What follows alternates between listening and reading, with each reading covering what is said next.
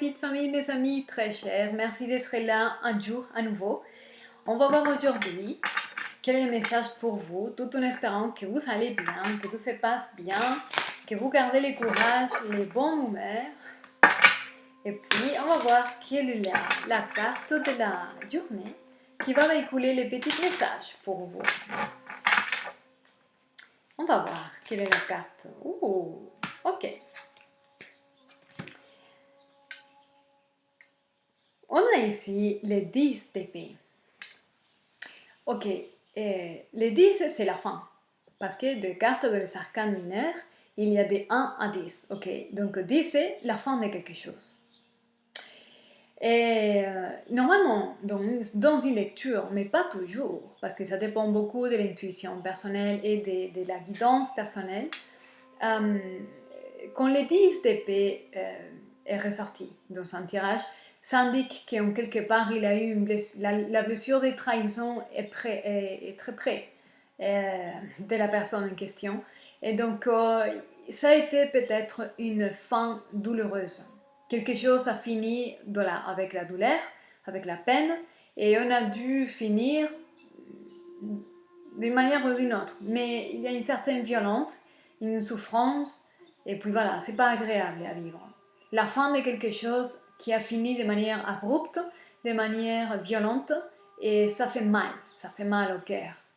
Soit c'est nous qui on a dû finir quelque chose de manière tranchante, soit quelqu'un nous a induit à finir une relation, une situation et clôturer quelque chose.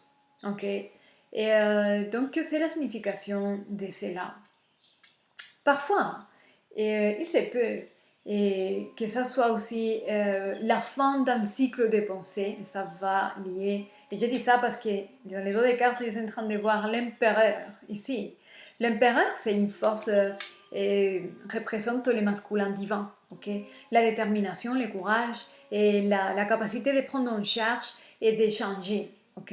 Et dans ce cas-là, les 10 d'épée signifie que nous avons fini un cycle de compréhension de vie, un cycle de pensée, et nos croyances, nos vieilles croyances ne sont plus les nôtres, et on a changé, ok? On a décidé de laisser en arrière certaines formes de pensée, certaines croyances, certains paradigmes, et on a pris d'autres choix qui sont difficiles parce que ça implique résister la mémoire, la force de la mémoire, et ça implique aussi devoir faire face aux opinions des autres, les critiques des autres, etc.